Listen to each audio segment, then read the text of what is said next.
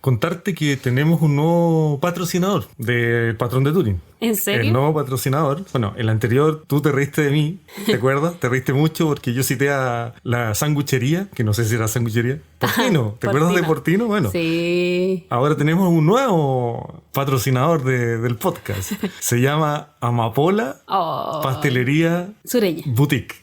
Boutique creo que así se llaman. Sí. Yo digo tal cual como se llama. La torta exquisita, ¿cierto? Oye. Nosotros tenemos favoritos, dos favoritas. Y lo más divertido es que no saben.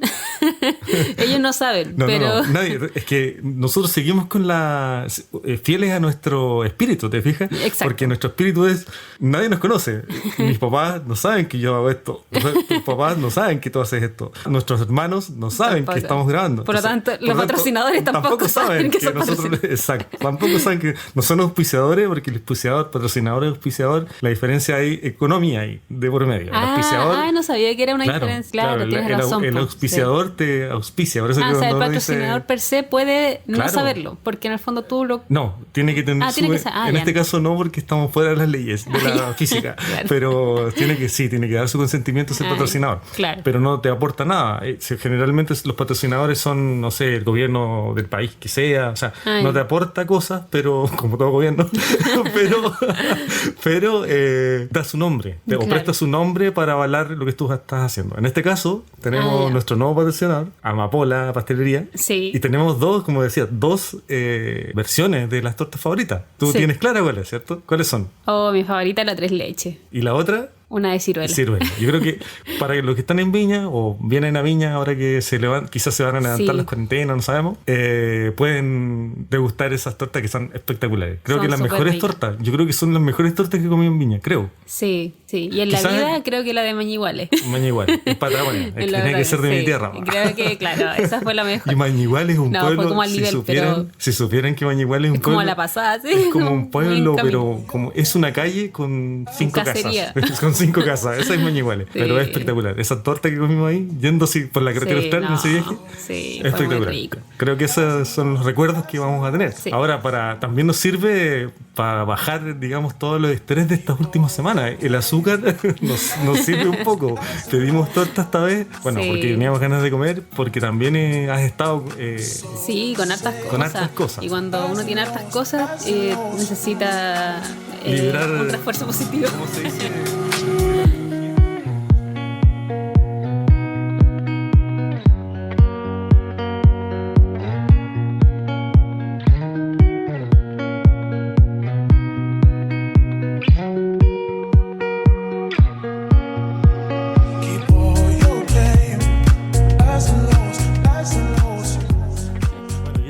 Eso van a ser otras historias quizás para más adelante o quizás no vamos a contarlas nunca. Son parte de los secretos del mundo de los tejidos, digamos, ¿cierto? Sí. Así que mejor cambiemos de tema y vamos a algo más agradable y vámonos al tejido. Un poco saber en qué estás, cuáles son los proyectos que has avanzado, cuáles ya están a punto de terminarse, todo eso. Sí, he estado tejiendo hartas cosas en paralelo, lo cual no es muy usual en mí. Sí. No estoy en mi zona de confort. Porque claro, pues si al final uno tiene hartos trabajos en paralelo, evidentemente vas a avanzar más lento y no vas a ver finalizaciones pronto. Pero bueno, dentro de los proyectos en los que estoy, que quizás no lo he mencionado, estoy de tester, que es cuando cuando una diseñadora publica un patrón, recientemente ella lo prueba, digamos. Claro. Entonces hace un llamado a tester, que seríamos algunas tejedoras que leen el patrón e intentan tejerlo de acuerdo a las instrucciones que ella propone. Claro. ¿Ya? Entonces yo estoy siendo de tester para un chal que se llama Brocheante de Macarena Jofré, chilena. Y como el nombre lo sugiere, es solo de brioche. Claro, briocheante. Y era para mí es súper interesante porque dije voy a hacerlo como una práctica de brioche, porque quería aprender más, porque había estado haciendo brioche a través del Mystery Call de Beagle Knits. ¿Sí? Y dije ya, así como sesión de brioche, así como periodo de brioche en mi vida, así ya, démosle con todo en el brioche. Un periodo intensivo de brioche. Así que me metí aquí, súper bueno porque vas como aprendiendo a medida que vas avanzando. Hay nuevas secciones del chal que traen nuevas cosas. Entonces eso está súper entretenido. Vaya aprendiendo un poco de la mecánica del brioche y todo. Y eso me ha traído hartas satisfacciones porque una de las cosas que... Bueno, es tu primer testeo, creo, es mi ¿cierto? primer testeo, sí, claro, es tu primer testeo. Sí. Entonces igual es importante. Claro, sí. ¿Te has sentido bien haciéndolo, digamos? Me ha gustado porque he superado como mis propios límites.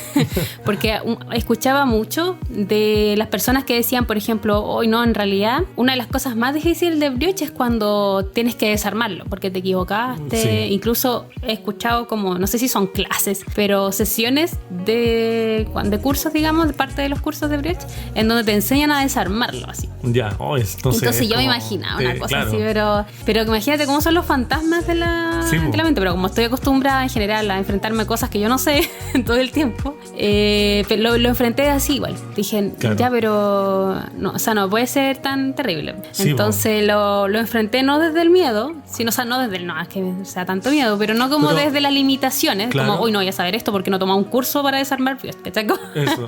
Entonces, pero por ejemplo, Beagle Knits, como hace todos los domingos en el Mystical, me acuerdo que no sé si el tercer o segundo paso leyó un comentario respecto a eso mismo, que una señora, no sé, una señora o señora parece que era, no se atrevió a hacer el Mystical porque le tenía miedo, como bien decías tú, creo que nos va muy lejos, al brioche, como para tejerlo. Entonces creo que igual hay algo de eso también.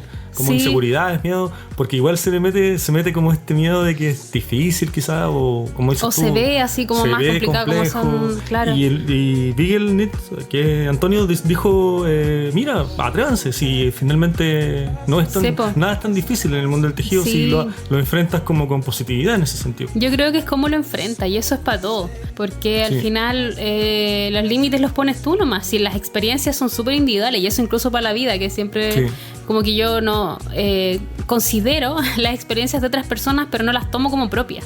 Sí. Entonces, si a la otra persona dice, ay, desarmar brioche es horrible, puede ser que me pase a mí, pero puede ser que no también. Entonces, porque todos nuestros cerebros tienen distintas conexiones, distintas experiencias, distintas formas. Entonces, lo peor que te puede pasar es enfrentarlo como con ese limitante como en tu cabeza. Como el síndrome del impostor presente. Un poco. Sí, eso. Como que te lo impones de antes. Como, pero ¿por qué? Si primero ves si realmente te cuesta. Es como pasa con las matemáticas, que yo siento que hay gente que se bloquea a veces con las matemáticas, pero porque a veces desde chico le escuchan, y las matemáticas como algo difícil y ya van de entradita al área humanista. Así como porque les metieron miedo. Ni siquiera pueden desarrollar esa área, ya vas coartado con eso. ¿Sí? Entonces ya. Bueno, lo hablamos con la Mónica, el capítulo donde hablamos de la ansiedad y el tejer.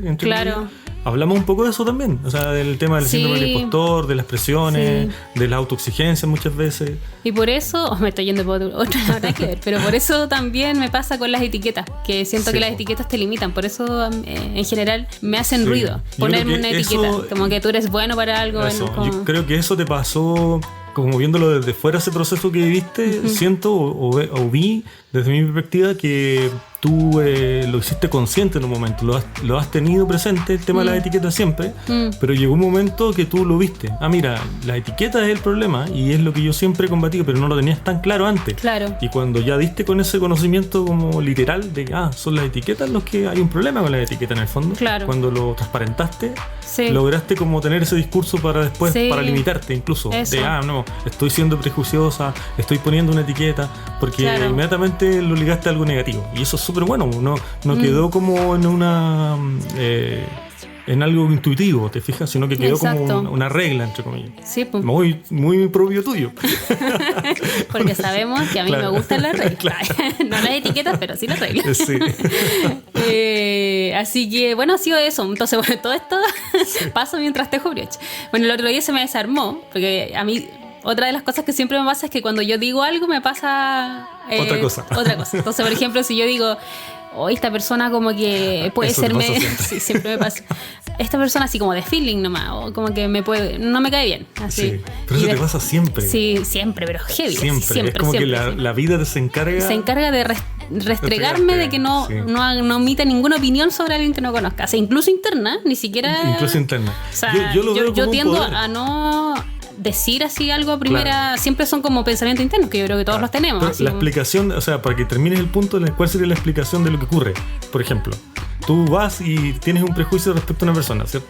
Claro, para continuar con lo que pasa luego es que esa persona por a veces motivo, porque a veces está muy lejana de mi vida, o sea, es como posible que yo la pueda conocer incluso, o interaccionar, esa persona interacciona conmigo y es pero así súper amable y demasiado bacán y luego quiero ser su mejor amiga ya. No sé si tanto, pero se me da vuelta. O sea, inmediatamente la persona, no sé si por un efecto de ¿cómo se llama? De contraposición, que la encontrabas pésimo y luego se mostró normal y ya te pareció bien, pero te pasa siempre. Pero lo que yo te dije es que lo tomas como un poder eso, no como el poder es, ¿te acuerdas que te dije? Entonces tú maneja eso. Porque yo lo tomaba como desde el karma, así como decir ay, se me devuelve porque en el fondo yo pensé algo negativo de ella o de él. Entonces yo te decía, toma el poder cuando tú necesites algo y hay una persona indicada, tú ódialo. Para que antes de que esa persona, claro, para que antes cuando vayas a solicitar lo que sea o de esa persona, digamos, sea un amor contigo y todo. Entonces es un poder. Sí, es verdad. Está mal administrado, ¿no? Eso, lo vi como desde la culpa en realidad. Yo lo veo como más desde la culpa, pero en realidad lo voy a ocupar ahora para como un arma. Voy a odiar a todo el mundo para que todo el mundo sea muy amoroso, bueno. Claro. Sea muy bueno conmigo. No saben lo que yo influencio en sus vidas. Eso. De hecho, ahora en este minuto no quiero que nadie me escuche. Que todos me critiquen y me tiren mal la onda. Así. No, para mentira. Que yo después los mentira, claro. No hagan eso, por favor. Así que bueno, así con las reflexiones. Bueno, eso con el Brecht. Ya terminamos con el Brecht, pero era eso. ¿Y qué otra cosa estás metida? ¿Algo lo adelantaste en otros programas? Sí, también he estado, bueno, en otros tejidos, pero quizás uno de los que estoy ahí como que quiero llegar luego a eso es el diseño de tu suéter para el Weasley-Cal. Sí, por eso yo quería llegar a ese punto. Claro, sí, porque yo al principio no me iba a hacer mucho rollo y creo que no me lo voy a hacer, pero me entró así como un pequeño fantasma de decir, pucha, y si hago algo como distinto, detalles distintos, porque igual va a ser un chaleco Raglan básico igual. Claro. Pero a lo mejor si pongo detalles distintos. Algo que lo caracterice más particularmente. Claro, pero después dije, no. Digo, ser un Raglan simple, ¿no? Sí. Pero ahí, en eso empezamos a conversar sobre el diseño, ¿te acuerdas? Sí, pues empezamos a hablar del diseño, bueno, partimos bien como de lo concreto y empezamos a avanzar más en profundidad de lo que significa diseñar, que es súper loco porque es como se sientan ciertas reglas de la creación finalmente, o sea, con el diseñar finalmente es eso. Exacto. Entonces, en función de eso empecé a investigar. Bueno, tú paralelamente has tomado o estás tomando cursos de diseño y todo de eso. La Camila Larsen. De la Camila Larsen. Varios cursos de Exacto. Y todo el contenido que entrega ella es espectacular y súper valioso. Muy valioso. ¿Cierto? Muy valioso. Pero claro, te entrega distintas perspectivas, pero claro, el trabajo siempre tiene que hacerlo uno, digamos. Te puede entregar muchos materiales, muchas herramientas y finalmente uno tiene que tomarlas y utilizarlas. Entonces, como en esta búsqueda de ir viendo por dónde puede ir desde la particularidad a la generalidad, como lo hicimos, paralelamente yo di con un diseñador que es súper conocido del año, tiene un manifiesto incluso, de 1970. Que es un diseñador industrial, no tiene nada que ver con las lanas ni nada de eso, pero los principios del diseño el diseño es el diseño siempre, digamos, se va repitiendo en distintos rubros, pero el diseño es el diseño. De hecho hay reglas como psicológicas desde la Gestalt que indican que tiene que ver con la percepción. ¿Te fijas? Entonces, súper como hasta biológico. Eso te quería comentar igual y preguntar, porque claro, uno pensaría si es un diseñador industrial, por ejemplo, que está enfocado a lo mejor o se enfocó en generar productos, y si el tejido lo vemos más como un arte desde el diseño, ¿son compatibles esas dos miradas? Sí. Claro que sí, porque en el fondo el diseño no... O sea, en sí mismo podría convertirse en arte también, no solo en un producto como lo manifiesta o como lo sentó las bases él, que de hecho se inspiró Apple para hacer sus diseños de su línea de productos. En función de él hizo un manifiesto y luego estableció un decálogo de como los principios a seguir respecto a un buen diseño, un buen diseñador, un buen diseño. Pero sí, es compatible con el arte, porque el arte viene siendo el resultado nomás, que no tiene que ver con el producto en sí mismo. Claro. Es lo que está como imbuido en el objeto. Y ahí se cataloga si es arte como o no. El concepto, lo que te genera, lo que Claro, hay una comunicación que trascienda eso, digamos. Claro. Si trascienda eso, se podría catalogar como arte. Ahora, esto también es súper relativo, hay que entender porque ya todas las definiciones de arte han cambiado. Está el arte conceptual que se instauró hace poco, recientemente, históricamente es poco. Y así, muchos tipos de arte, ¿te fijas? Como niveles. Claro. Ya la pintura, no sé, pues antiguamente la escultura y la pintura, los artes como clásicos, ¿te fijas? Pero de un tiempo a esta parte ha avanzado mucho y se habla más de una estética, creo yo, más que de arte, como de experiencia estética. Desde la parte más filosófica, por así decirlo.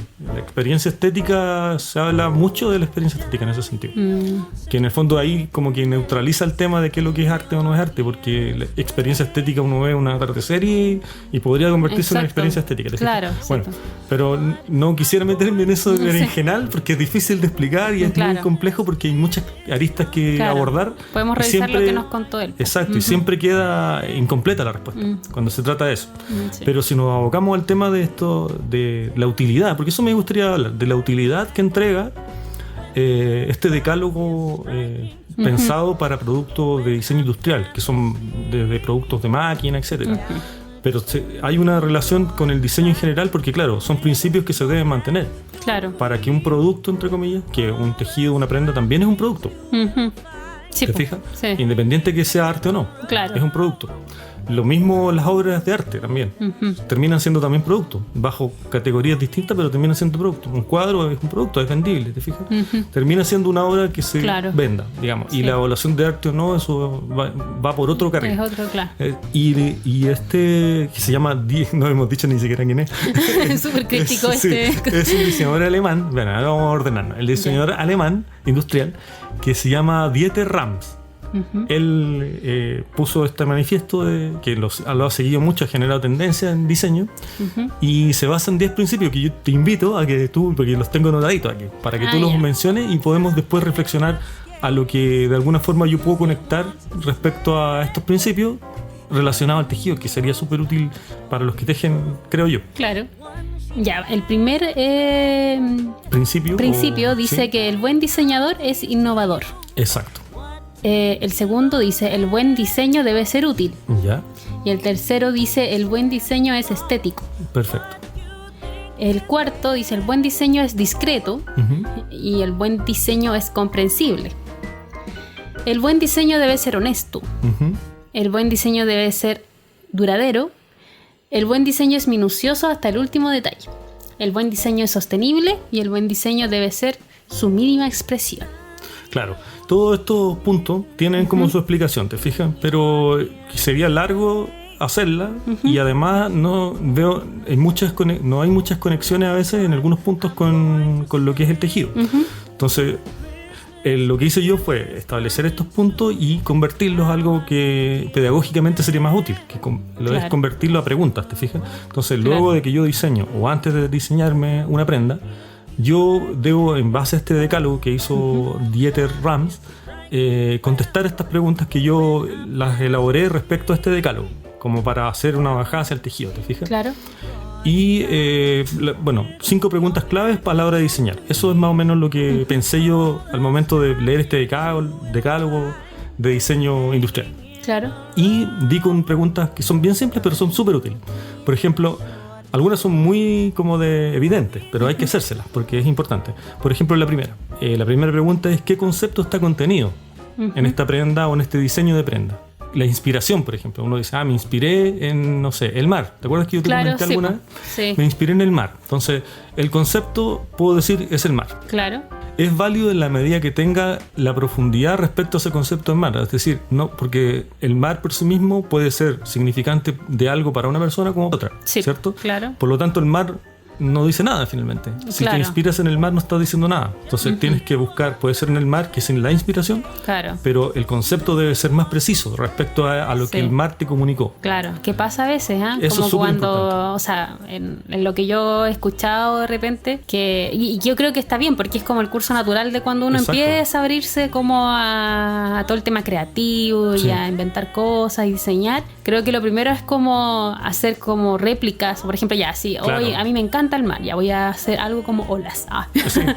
Así como muy literal, digamos. Sí. Que creo que es lo primero que uno tiende a veces a confundir, como dices. Claro, en relación a las olas, por ejemplo, que tú me dices, está bien, encuentro yo que está bien lo que dices tú, que la persona teja respecto al mar y teja olas, ¿te fijas? Pero el concepto va más allá de las olas y va más allá del mar, en este caso. Claro. Porque como el mar representa cosas que a todos nos evoca distintas cosas. Claro. Por ejemplo, el mar para una persona puede ser, no sé, el misterio. Por ejemplo. Entonces, su inspiración es el mar y como elemento constructivo utiliza las olas. Exacto. Pero es por eso te digo, es bueno tener el concepto presente, porque el concepto es el misterio. Entonces, lo que va a ir comunicando esta creación, claro, tendría que ser misterio. Y es bueno tenerlo en claro para cuando se finaliza el proyecto, yo pueda ver el misterio, ¿te fijas? Claro. Como concepto. Eso es súper bueno. Y va a estar presente el mar, va a estar presente todo lo que yo tomé como inspiración. Claro. Pero tiene que estar presente el concepto, porque si no queda una idea vacía. Queda algo muy literal o muy lineal. Claro. Que es, quiero hacer, no sé, un pájaro o quiero hacer un perro y tejo un perro. Sí, claro. Entonces no tiene mucho de arte ni tiene mucho de... ¿Te fijas? Sí. Eso. El segundo punto o la segunda pregunta que surge a raíz de este decálogo es si comunica con eficiencia. Es decir, está ligado al concepto. Si mi creación tiene que ver con este mar, supuestamente, y dentro de ese mar, como inspiración, yo tomo un elemento que me representa a mí el mar, ¿te fijas? Puede ser alegría, por ejemplo, o alguna otra cosa que se transforme en un concepto. Si en el momento de terminar esta obra está presente o no en la prenda, ¿te fijas? Claro. No es necesario que sea que yo apenas lo vea determine eso, ¿te fijas? Es muy difícil hacer eso. Sí. Pero sí que hayan vasos comunicantes que me remitan a eso. Claro. O que me hagan un discurso visual respecto a eso, ¿te fijas? Ya sea por los otros elementos que vamos a ver, que son la elección de colores, etcétera, pero que se vaya construyendo eso. Claro.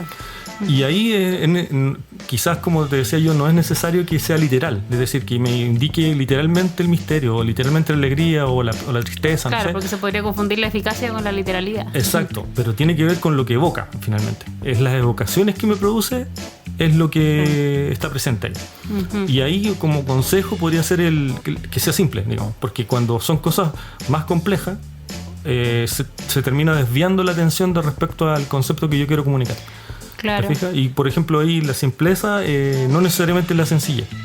La sencillez es algo que muchas veces se liga a lo pobre desde el punto de vista de diseño. No estoy hablando de como concepto de no, es que una persona sencilla a mí me parece que es humilde, por ejemplo. No, no estamos hablando de ese paradigma, estamos hablando de lo simple, como de figuras geométricas, ¿te fijas? Eso es lo simple. O sea, un triángulo es muy simple. Sí. Pero si yo quiero hacer un triángulo muy sencillo, tiende a confundirse, porque le quito una pata, por ejemplo, un helado, ¿sí? ¿Te fijas? Y ya no es un triángulo, porque lo puse más sencillo en el fondo. Claro. ¿Te fijas? Deja de ser lo que, en ese sentido, va al comentario. En este caso, lo que me estás contando me recuerda harto a hacer las publicaciones científicas. Porque tenemos como estos mismos conceptos, o sea, por ejemplo, el tema del concepto, el mensaje que uno quiere entregar, que tiene que ser, ojalá, siempre el más simple posible. De hecho, las revistas como Science o Nature, que son como las más topísimas, digamos, claro, en ciencia, tienen como eje así tratar de dar un mensaje muy simple. Y generalmente ese tipo de investigaciones científicas son las que quedan en ese tipo de revistas, son como lo más top, las que dan una respuesta más simple a algo complejo. Y a veces a lo mejor en el diseño es como ligado con el arte un poco, yo creo como que este tipo de cosas, porque como que al final en el diseño, por ejemplo, tú puedes evocar a lo mejor cosas complejas con elementos simples, y a lo mejor ese va a ser como un diseño muy exitoso. Eso es súper importante. ¿No? Sí, creo que es súper importante el punto que diste, porque podría confundirse a eso. Alguien que hace algo muy complejo, ¿cierto? Una obra muy compleja, que ahí tú te has dado cuenta de qué tan claro es como artista. Alguien que construye una obra muy compleja y luego tú no la entiendes. ¿Te fijas? Claro. Porque el artista alude que su arte es complejo. No, es al revés. Si quiere ser complejo, digamos, tiene que partir con cosas simples, comunicar esa complejidad. para que logre no se confunda, porque es distinto a la confusión. No me generó complejidad, tu obra me comunicó confusión. Eso, porque hay como demasiados elementos, quiere informar, bueno, que de verdad que lo estoy viendo como una publicación, cuando quieres informar distintas cosas. Es que nos dista mucho eso, las construcciones humanas o las obras humanas o los productos humanos tienen los mismos procedimientos porque la mente humana opera de la misma forma en todos los niveles, digamos. Entonces, creo yo que hay vasos comunicantes que interaccionan ahí para comunicar algo, digamos, que es de la misma manera, en este caso. Claro. ¿Te fijas? O sea, vale tanto para un paper, porque además hay reglas, en las redacciones hay reglas. Eso, en todo al final es la comunicación. Al final se torna son como reglas de comunicación. Exacto. Pero desde el arte, y el diseño es como principio de comunicación, porque tú si no tienes comunicación en diseño, no serviría, porque por eso lo toman la publicidad. El diseño se nutre, la publicidad se nutre del diseño, porque hay un lenguaje que te permite comunicarte con el consumidor, por ejemplo. Entonces, si es que no está ese lenguaje, estamos mal. Entonces tiene que ver con comunicación. Exacto. Entonces, la tercera, para que no nos desviemos, porque vamos recién en la tercera pregunta. La tercera pregunta que elaboré respecto a este decálogo es, que es súper importante, que es preguntarnos qué elementos de esta prenda lo hacen estético. Y ahí siempre se tiende a confundir, no, es que a mí me pareció bonito esto, ¿cierto? Claro. Y pone uno como una sentencia respecto a lo que es estéticamente bonito para uno, digamos. Pero hay muchas categorías de lo que podría ser estético. Y ahí yo pongo algunas. Por ejemplo, el tema de que puede ser una categoría estética lo elegante. Claro. Lo elegante puede ser estético, pero no necesariamente a veces dista con otro tipo de estética. Sí, porque si no se tendería como a uniformar todo el arte así. Exacto. Todo tiene que ser simple. Y pasa con no sé, un suéter, por ejemplo, o un chal. Eso. ¿Cierto? Es muy elegante y te gusta, lo encuentras muy bonito, porque estéticamente hay un valor ahí, desde la elegancia.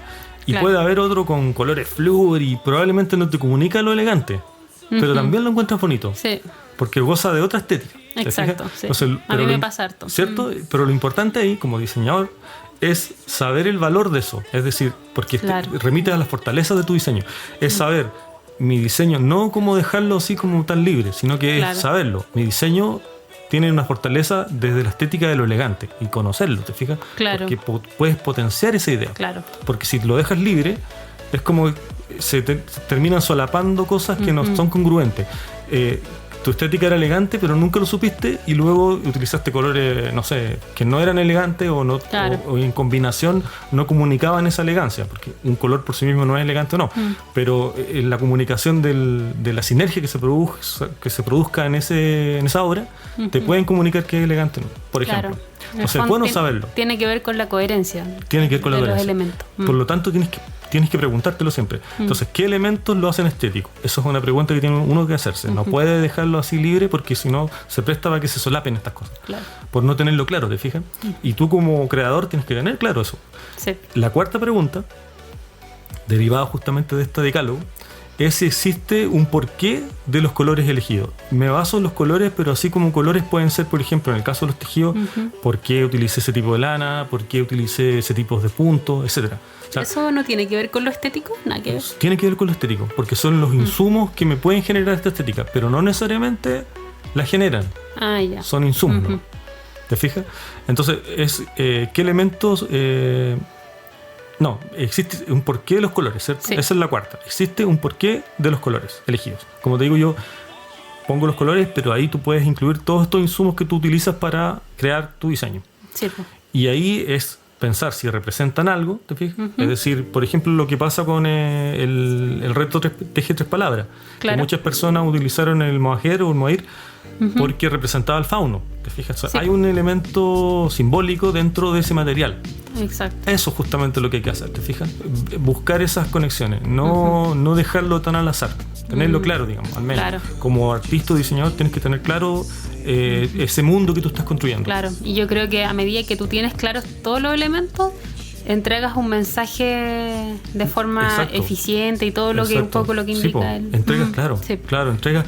entregas realmente lo que tú quieres comunicar finalmente. Sí. O sea, tú lo estás haciendo, es distinto, bueno, tiene que ver con la madurez del artista, entre comillas, ¿cierto? Que primero estás como en un trabajo exploratorio, estás, como dices tú, quizás al principio estás como copiando diseños, ¿te fijas? Claro. Que es súper válido al principio, empezar a copiar diseños, a ver cómo lo hacen los pintores, cómo lo hacen los escritores, que toman maestros, ¿te fijas? Sí. Ahora, es distinto a lucrar con esas copias, bueno, digamos, claro, y es distinto también a copiar. Por eso te digo, sí, claro, totalmente distinto. Pero a lo que voy es que el trabajo como formación de uno, como diseñador o como artista, en el caso que yo lo fuera, estoy poniendo, pero yo no lo soy, si no sé ni tejer.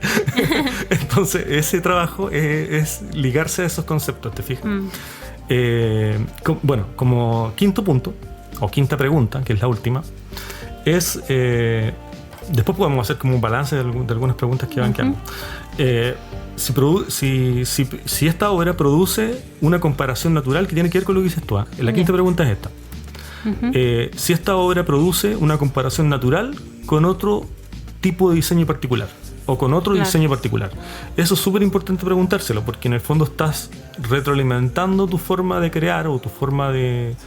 tus protocolos para poder realizar estas creaciones respecto a qué tanto están saturados de otras influencias y qué tanta presencia mía hay en esa obra.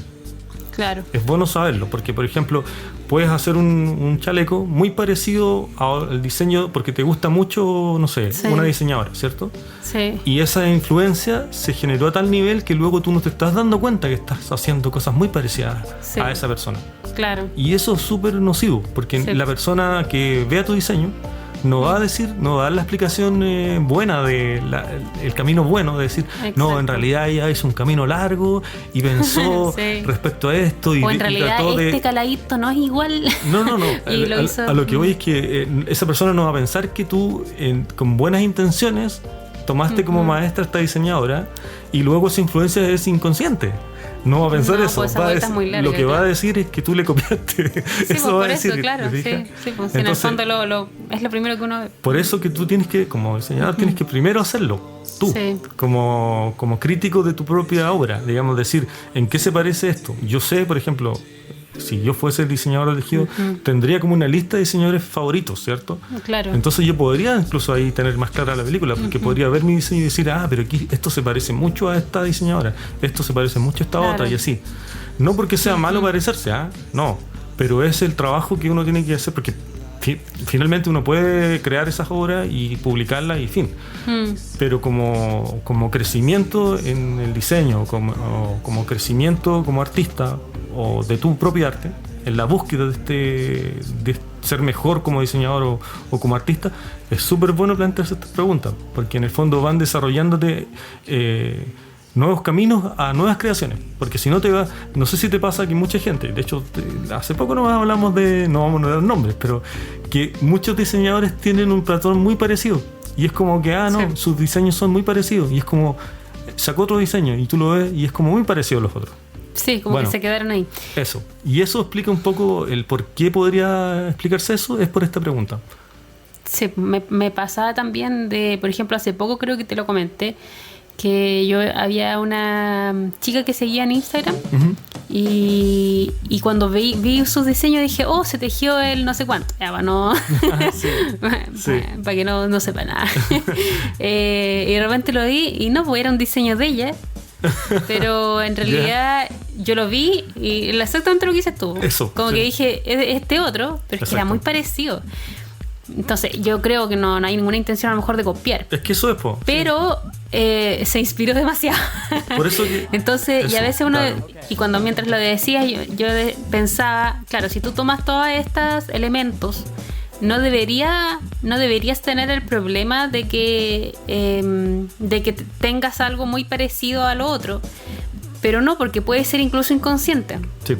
O sea, como que esto último que nos comenta es importante, porque al final, importante. De verdad que a lo mejor tu estética puede ser como que es muy de tu gusto cierta estética, a lo mejor de alguna otra diseñadora, y tiendas a eso, exacto, digamos. Sí. Entonces como que es bueno volver a mirarte y decir, oye, en realidad si yo publico esto van a pensar que... Eso, y resulta que además está complementado, es súper importante eso porque es una pregunta de esta ecuación, ¿te fijas?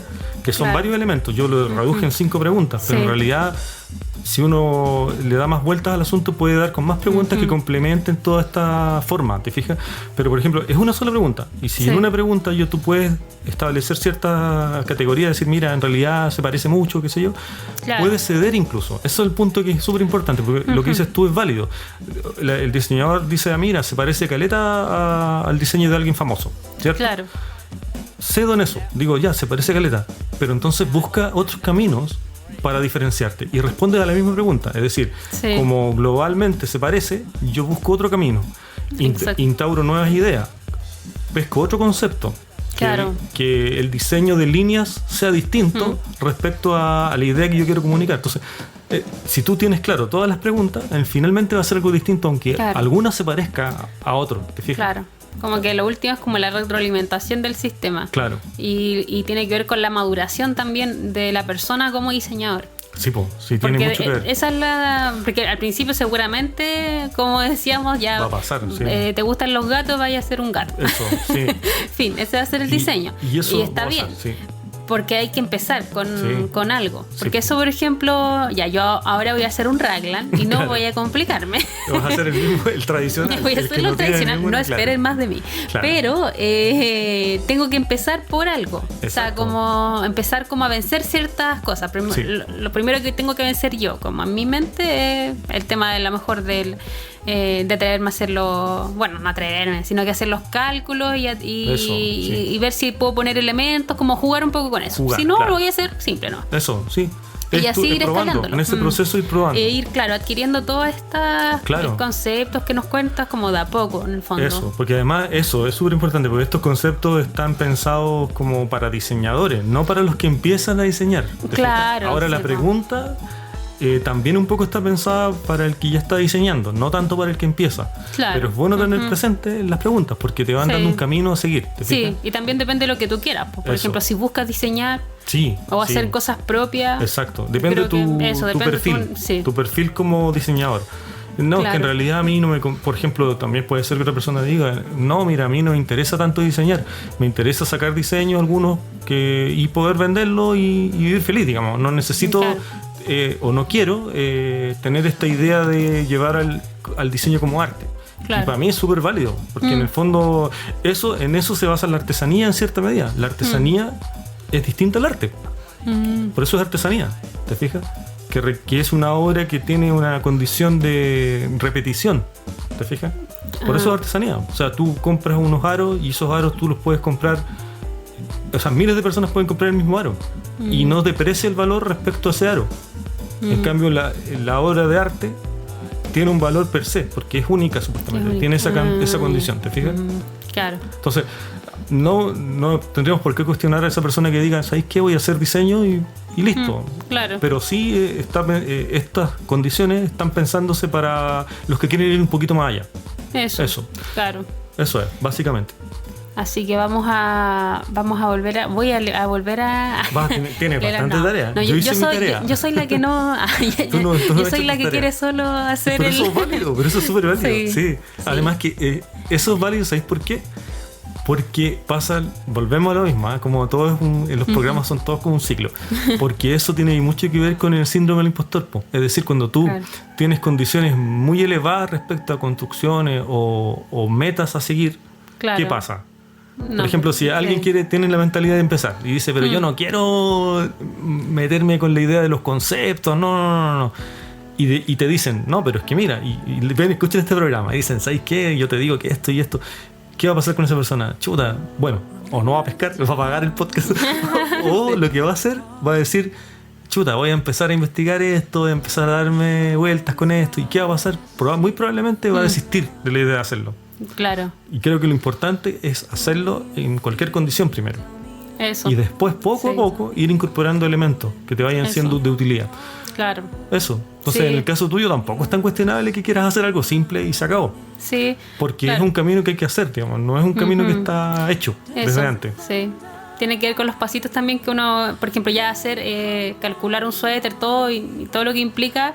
Ya para mí es como el desafío, ¿no? Eso, o sea... Porque no lo he hecho. Exacto. Entonces, lo he tejido muchas veces, pero no lo he hecho. Entonces es como el check. Por ya eso, después, cuando uno se siente como familiarizado a lo mejor con eso, ya empiezas a agregar como cositas. Por eso es súper válido. Algo también dijiste del inconsciente, que eso me parece súper interesante también. Que todas estas cosas que estamos hablando operan mucho a nivel del inconsciente. Por eso son buenas las preguntas. Porque te hacen llevar a la conciencia cosas que son útiles, porque si te quedas en el inconsciente te quedas como en el automatismo, te fijas, de crear cosas por crearlas y en el fondo no te preguntas nada, lo vas diseñando porque yo quiero crear nomás y listo, ¿te fijas? Y eso te lleva a una repetición, quizás no, pero en muchos casos lleva a una repetición de hacer los mismos patrones, de crear las mismas cosas, de elegir las mismas lanas, de elegir los mismos colores de lana, por ejemplo. Me pasa mucho. ¿Te fijas, no? Entonces es bueno salir del inconsciente a ratos, no siempre, y ponerlo más en cosas concretas. Y lo concreto en este minuto es que quieres ser la mala, ¿sabes? Sí, eso quiere decir, pero y después dije, te lo dejo a ti, no lo hago yo. Sé mala esta vez. Me ha tocado muchas veces a mí. Sí, es que tenemos que terminar el podcast. Además que yo fui malo todo este podcast porque empecé a darle estos conceptos, a darle cera, que muchos dirán no son tonteras, porque no me generan ninguna utilidad. Así que está bien que seas mala tú. Sí, está bien. Que nos despidamos y que los dejemos súper invitados al próximo capítulo. Exacto. El próximo capítulo, episodio, no sé. Episodio, capítulo, que va a ser el próximo lunes. Es una teleserie esto ya. Exactamente. Así que a despedirnos. No olvidar que cualquier comentario, cualquier queja, pueden ir a Polilla Tejedora. En Instagram. También pueden dejar su comentario en YouTube, que también es otro lugar válido para... De hecho, nosotros contestamos todo ahí. Sí. Recordar que este es el podcast del patrón de Turing también. Sí, estamos haciendo todos los recordatorios al final. Sí. Somos bien al revés. Pero bueno, el patrón de Turing, en su capítulo 26... Bienvenidos, así como... es un bucle. Todo el resto. Este episodio vamos a hablar... en este episodio hablamos sobre... inútil. Totalmente. Esto se llama perder tiempo. Sí. Ya. Hay que despedirse. Así que nos vemos... el próximo lunes.